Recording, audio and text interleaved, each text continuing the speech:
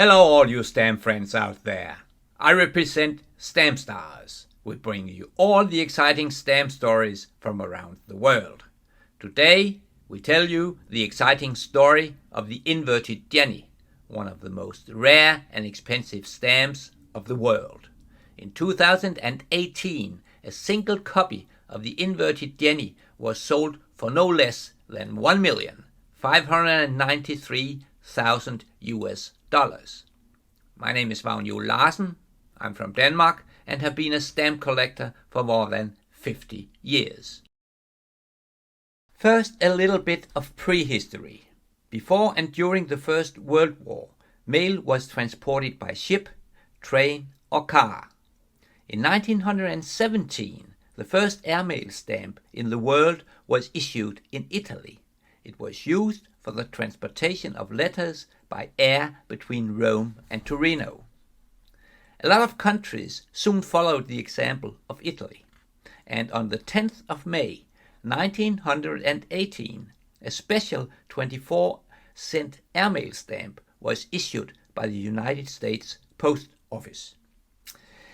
It was to be used to send mail between Washington, D.C., Philadelphia, and New York City, a regular service that was introduced on the 15th of May 1918.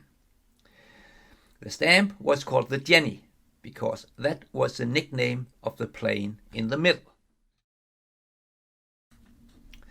And now to the design and production of the Jenny stamp. The design and production of the new airmail stamp was put in the hands of the Bureau of Engraving and Printing, the BEP.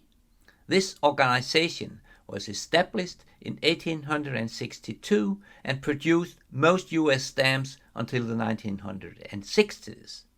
After that, private companies printed still more of the US stamps, and the BEP stopped printing US stamps altogether in 2005. The designer of the stamp was Claire Aubrey Hudson, who lived from 1885 to 1938. As you can see from the picture of the stamp, it was a very beautiful stamp in the national colors of the United States, a red frame with a blue center showing an airplane. In the upper part of the frame is the words US postage, and below the denomination 24 cents, a rather controversial price compared to the 3 cents that was the normal rate for a first-class letter at that time. The airplane in the center of the stamp is a so-called Curtiss GN4 with the number 38262. Because of the letters GN, the aircraft soon got the nickname the Jenny. The plane was built in no less than 6,800 copies from 1915 and onward during the First World War. It was used as a training aircraft by the US Air Force, and after the war a large number was sold to private persons and companies. The United States Post Office bought a modified version of the Jenny. The original aircraft was a two-seater. 6 of the original planes were modified to transport mail by removing the second seat. On May 15th, 1918, at exactly 11:47 a.m., Jenny number 38262 departed from Washington, D.C., heading for Philadelphia and New York. The airmail era of the United States of America had begun. And now to the story of the inverted Jenny. As you can see from the picture, the airmail stamp was printed in sheets of 100 copies. It was then perforated except for the upper part and the right side. That resulted in 9 stamps without perforation on the upper side. 1 stamp was not perforated on both the upper and the right side, and 9 stamps were not perforated on the right side. Because the stamp had 2 colors, printing was performed in a 2-step process. First, the frame was printed, and then the center. During the second process, a single sheet was printed with an inverted center. The inverted Jenny was born. And now to the story about how the inverted Jenny was discovered. The new airmail stamp was distributed to the post offices in Washington, D.C., Philadelphia, and New York City on Monday, May the 13th of 1918. On Thursday, May the 14th, a stamp collector, William T. Roby, who lived from 1889 to 1949, went to his local post office on New York Avenue in Washington, D.C. to buy the new airmail stamp. He actually went to the post office with the intention of finding a sheet of stamps with an inverted center. He did so because he was aware of a former example of an inverted center from stamps issued in 1901. He went early in the morning, but because he was not satisfied with the centering of the stamps he was offered, he left again and returned at around noon.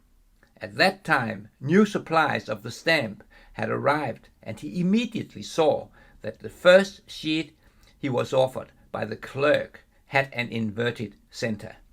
William T. Roby later told that his heart stopped when he first saw the inverted Jenny, but his fortune was made.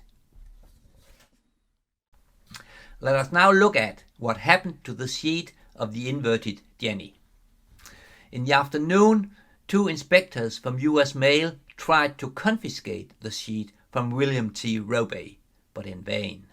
In the days after he bought the sheet of the inverted Jenny, he contacted a number of stamp dealers.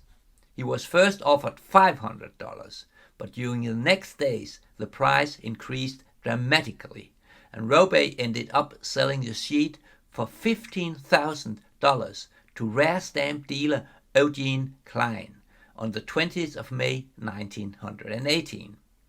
Thereby, William T. Roby changed an investment of $24 to a sum worth around $300,000 in today's money.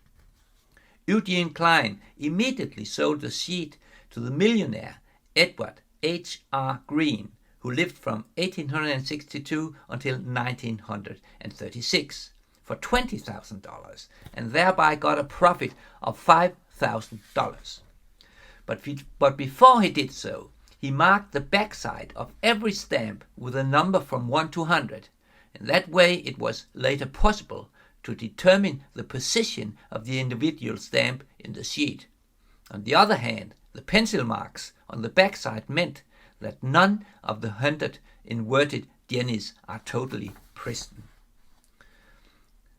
Klein advised Green to split up the sheet and sell the stamps individually and in blocks.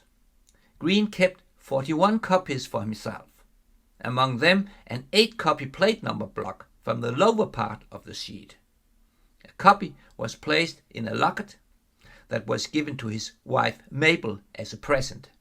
The rest of the stamps were sold individually for prices between $250 and $325 for perforated copies and a little less for copies with straight edges, around $175. After the death of Colonel Green, most of his inverted Jennies were sold at auctions in the 1940s. For example, the plate number block of 8 was sold for $27,000 in 1944 to the collector Amos Eno, who removed 4 of the stamps. After the death of Amos Eno, the now plate number block of 4 was sold for $150,000 in 1971. In 2005, the same block was sold for no less than $2,970,000 US. And believe it or not, the block was resold in 2021 by the famous auction house Sotheby's for no less than $4,900,000 US, a record sum for an American stamp.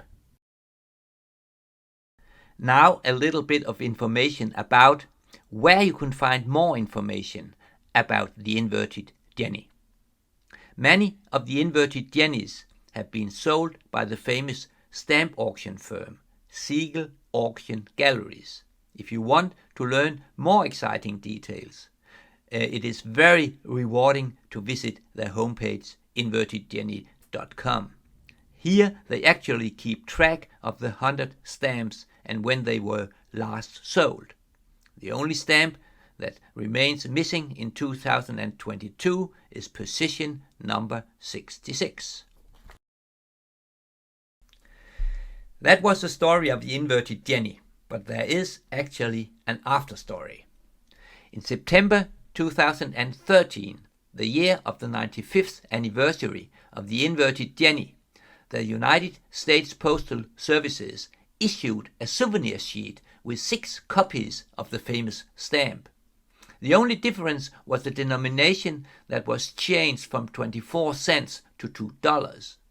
In addition to the regular souvenir sheets, 100 sheets with non-inverted Jennies were produced and sent randomly to post offices around the United States.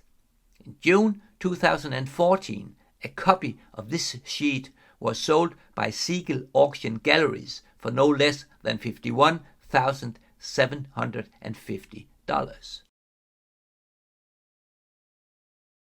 That was all for this week, but don't forget to join us for next week's story. Here we present the exciting story of the Treskilling Yellow from Sweden. This stamp is unique and thus one of the most rare and expensive stamps of the world. In 2010, it was sold for no less than $2.3 million. And last but not least, don't forget to register as a subscriber of Stamp Stars.